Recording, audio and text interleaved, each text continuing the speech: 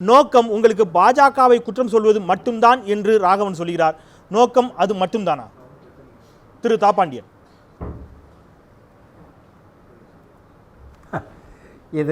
இது வலிந்து அவர் தன்னைத்தானே தான் யார் என்பதை வெளிப்படுத்தி கொண்டிருக்கிறார்.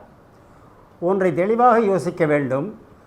அவர்களது கட்சியினுடைய கொள்கைகளை அவர்கள் என்ன வலிமையோடு வேகத்தோடு சொல்ல வேண்டுமோ சொல்லலாம். அதை யாரும் எதிர்க்கவில்லை. பசுவை வதை செய்யாதே என்ற பிரச்சாரம் செய்யலாம், புலால் உண்ணாதே என்று பிரச்சாரம் செய்யலாம். ஆனால் அந்த பிரச்சாரத்தோடு நில்லாமல் அதை செய்பவர்களை தண்டிப்பது என்ற அதிகாரத்தை இவர்களுக்கு யாருக்கு வழங்கினார்? புனே நகரத்தில் இருந்த ஒரு எழுத்தாளர், புகழ்பெற்ற எழுத்தாளர், சமூக சீர்திருத்தவாதி கொல்லப்பட்டார். இன்னும் அந்த கொலைகாரர்கள் தேடப்படுகிறார்கள். கோல்காப்பூரில் எங்கள் கட்சியைச் சேர்ந்த தலைவர் கொல்லப்பட்டார், பன்சாரே, இன்றைக்கும் தேடப்படுகிறார்கள். பெங்களூர் நகரிலே இதே போல மத கருத்துக்களை, மத வெறியை, மதத்தை அல்ல மத வெறியை அவர்கள் கண்டித்து எழுதுகிறார்கள். எழுதுகிறவர்கள் ஒவ்வொருவரும் வரிசையாக கொல்லப்படுகிறார்கள். அதே போல ஒரு இறந்து போன பசுமாட்டின் தோலை உரிக்கிறார்கள் அந்த ஊரில் இருப்பவர்கள் சொன்னதை வைத்து. ஆனால் மற்றவர்கள் கோபப்பட்டு அந்த 5 தலித் இளைஞர்களையும் வெட்டி கொன்றார்கள் என்ற செய்தியை நாம் அத்தனை பேருமே பார்த்தோம். எனவே ஆளுகிற கட்சி எது, அரசாங்கம் எது என்பது அல்ல, நடைபெறுகிற இந்த கொலைகள் அளவுக்கு இந்த ஆணவம் வெறி வளர்ந்திருக்கிறதே ஏன் என்பதுதான். அதற்கு காரணம் இந்த கொள்கைகளை சொல்வதோடு மட்டுமல்ல, அதை தங்கள் அதிகார பின்பலத்தோடு செய்ய முடியும் என்று அவர்கள் நினைக்கிறார்கள். அதைத்தான் கண்டித்து இப்பொழுது எழுத்தாளர்கள், விஞ்ஞானிகள் ஒவ்வொருவராக கண்டித்து வர உலகம் அதை கண்டிக்கிறது. இவர்கள் கண்ணை மூடிக்கொண்டு பழையபடியும் நாங்கள் தான் தேசத்தை காப்பாற்றுவோம் என்று பேசினால் அவர்களுக்கே நல்லதல்ல. சுட்டி காட்டுகிற போது திருத்திக் கொள்ளக்கூடிய பக்குவம் அவர்களுக்கு வர. நான் மீண்டும் வருகிறேன் திரு திருச்சி வெளிச்சாமி. சீக்கியர்களுக்கு மீதான தாக்குதல், கலவரம் நடந்த சூழலாகட்டும், இந்த மாதிரியான காங்கிரஸ் ஆட்சி காலத்தில் காங்கிரஸ் கட்சியினுடைய மிக முக்கிய பொறுப்புகளில் இருந்தவர்கள் கூட அந்த கலவரங்களில் ஈடுபட்டதை நம் வரலாறு பதிவு செய்து வைத்திருக்கிறது. நீங்கள் இன்றைக்கு சீக்கியர்களுக்கு எதிரான கலவரத்திற்கு காங்கிரஸ் வருத்தம் தெரிவிக்கலாம். ஆனால் இன்டாலரன்ஸை குறித்து பேசுவதற்கு காங்கிரஸிற்கு தகுதி இருக்கிறதா அப்படிங்கிற ஒரு கேள்வி அவங்க தொடர்ந்து வைக்கிறாங்கல்ல. ஒரு 2 செய்தியை நாட்டு மக்கள் தெளிவாக புரிஞ்சுக்கணும். ஒன்று, இந்திய நாட்டில் மதங்கள் இருக்கலாம், ஆனால் இந்தியாவுக்கென்று ஒரு மதம் இல்லை. இது ஒன்று. அதில் அவங்களுக்கு இருக்க குழப்பமே அதுதான். இந்தியா என்றால் அது இந்து மதம் தான் என்று நினைப்பது தான் குழப்பம் வருது. இரண்டாவது, இப்படி 120 கோடி மக்கள் வாழ்கிற நாட்டில் சில இடங்களிலே தவறு நடக்கிறது என்பது உண்மைதான். ஆனால் அந்த தவறை நியாயப்படுத்துகிறவர்கள் யாராக இருந்தாலும் கண்டிக்க வேண்டும் என்பது மட்டுமல்ல, அதை நியாயப்படுத்துகிறவர்கள் ஆட்சியில் இருக்கிறார்கள் என்பதுதான் கவலைக்குரிய விஷயம். நம்ம நியாயப்படுத்தல, நிச்சயமா இல்ல. மிகப்பெரிய ஆலமரம் இழுக்கின்ற பொழுது சில அதிர்வுகள் ஏற்படும். ஆனால் அந்த கொலையை நியாயப்படுத்தவில்லை. இது நியாயப்படுத்தின ஸ்டேட்மெண்ட் இல்லையா? ஏங்க, நான் அதான் அதை இல்லைன்னு சொல்றேனே. இப்போ என்ன நடக்குதுன்னு கேட்டா, அவர் சொன்னாரே தாத்ரி சம்பவத்தை பத்தி, அந்த கொலையை பற்றி பேசுகிற போது தெருவில் போற சாதாரண ஆள் அல்ல, மத்திய கேபினட் அமைச்சர் சொல்றார். என்ன பெரிய விஷயம், அந்த வீட்டில் 18 வயசு பொண்ணு இருந்துச்சு, அதனால கற்பழிச்சிட்டாங்களா என்று கேட்பது இருக்கிறது. அது எவ்வளவு மோசமான ஒரு விமர்சனம்.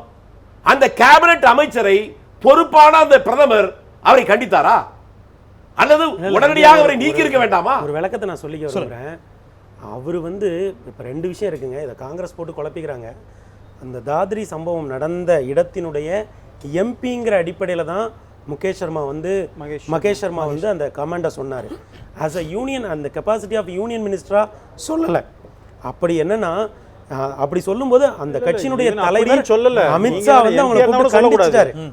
நீங்க விளையாட்டா பேசக்கூடாது. உங்களுக்கு உங்க குடும்பத்தில் இப்படி நடந்திருந்தா அதோட வலி தெரியும்.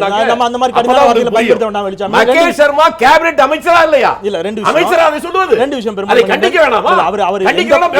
இருந்தாலும் அந்த மாதிரியான வார்த்தைகள் கையாளப்பட்டிருந்தால் தவறு ஒன்று. ஆனால் நீங்க சொன்னீங்க அமித்ஷா சொல்லி, ஆனால் அதன் பிறகு அதை விட மோசம் இல்ல அந்த ஊருக்காரரு, அது குறித்தும் செய்திகள் வெளியானதா இவ்வாறு உங்களை அமித்ஷா எதுவும் இது குறித்து பேசினாரா என்ற பொழுது இல்லை என்று அவர்களும் பதில் சொன்னதும் செய்தித்தாள்களில், ஊடகங்களில் வெளியாகல. ரெண்டு விஷயம். இப்ப நம்ம அதுக்குள்ள போக வேண்டாம், நான் அமீர் கானுக்கு வரேன். 2 விஷயம் தான். இங்கே ஏஆர் ரஹ்மான் மீது ஃபத்வா விதிக்கப்பட்ட பொழுது ஒரு விதமாக அது கையாளப்பட்டது, ஒரு விதமாக பார்க்கப்பட்டது. கமலஹாசனினுடைய திரைப்படத்திற்கு சிக்கல் வருகின்ற பொழுது அது ஒரு விதமாக பார்க்கப்பட்டது. மற்ற ஊடகங்களின் மீதான பிரச்சனையோ வேறு சில பிரச்சனைகளோ வருகின்ற பொழுது அது ஊடக தர்மமாகவோ அல்லது ஊடக சுதந்திரம் ஒவ்வொன்றுக்கும் ஒரு பார்வை வைக்கப்படுகிறது. ஆனால் மதம் சார்ந்து இஸ்லாமியர்கள் என்று வருகின்ற பொழுது மட்டும் அது இஸ்லாமியர் என்ற பிரச்சனையோடு பார்க்கப்படுகிறதா அப்படிங்கிறதா தொடர்ச்சியான கேள்வியாக இருக்கு. ஒரே ஒரு நிமிஷம், நீங்க கேட்டீங்க நல்ல கேள்வி. ஏன்னா அப்ப கேட்டதோட பிரேக்ல வந்துட்டீங்க. ஏஆர் ரஹ்மானியோ கமலஹாசனோ இந்த மாதிரி ஃபத்வாவும் கமலஹாசன் நாட்டை விட்டு வெளில போகும்போதுன்னு சொல்லும்போது எந்த காங்கிரஸ் எந்த கம்யூனிஸ்ட் அதை கண்டித்தது? ஏன் அப்பெல்லாம் பொங்கல? இப்ப பாரதிய ஜனதா கட்சி பத்தி அதுவும் ஒரு கமலஹாசன் கருத்து அப்பொழுதும் அவர்கள் ஆதரித்தார்கள். ஏஆர் ரஹ்மானுக்கு ஆதரவாக பேசவில்லை. இல்ல ராகவன், ஏன் ஆதரவாக பேசவில்லை? ஏஆர் ரஹ்மானுக்கு ஃபத்வா விதிக்கப்பட்டது தவறு என்று இதே அரங்கில் விவாதித்திருக்கிறோம். இல்ல இதே அரங்கில் விவாதிக்கிறீங்க சார். இடதுசாரிகள் பதிவு செய்திருக்கிறார்கள். கம்யூனிஸ்ட் கட்சிக்காரர்கள் அமைதியாக இருந்தார்கள். இடதுசாரிகள் மிக பகிரங்கமாக மேடைகளில் ஊடகங்களில் பேசினார்கள். எல்லா ஊடகங்களிலும்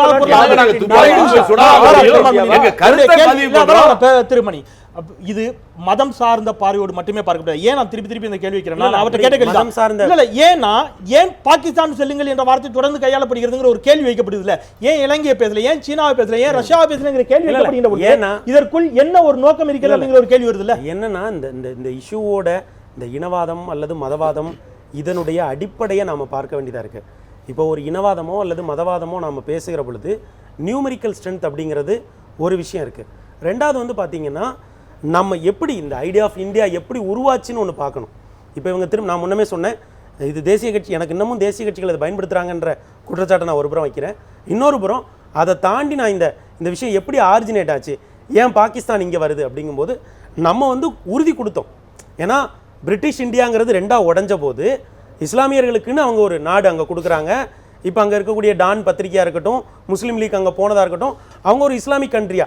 ஆனால் நாம் வந்து ஒரு ப்ராமிஸ் கொடுத்தோம், இந்த நாடு எல்லோருக்குமான நாடு, இது எல்லோருக்குமான ஒரு நாடு அப்படிங்கிற ஒரு ப்ராமிஸை கொடுத்துட்டு தான் நாம் அங்கே வைக்கிறோம்.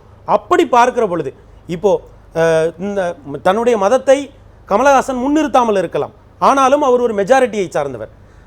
இங்கே ஏஆர் ரஹ்மான் விஷயத்தில் அது ஒரு மதத்துக்கு உள்ளே உள்ள சிக்கல். அதை ஒட்டி அவர் வந்து டெல்லியில் ஒரு நிகழ்ச்சியை கூட ரத்து செய்தார். ஆனால் இங்கே அமீர்கான் என்று வருகிற பொழுது நம்ம எல்லாருக்குமே, மெஜாரிட்டி எல்லாருக்குமே அப்படி ஒரு பார்வை இருக்கிறதோ இல்லையோ, ஆனால் இப்படி ஒரு குற்றச்சாட்டு வந்த உடனேயே நாம் போய் பாதுகாக்கணும்னு நினைக்கிறோம் இல்லைங்களா? அதுதான் இந்த மண்ணோட ஸ்ட்ரென்த்.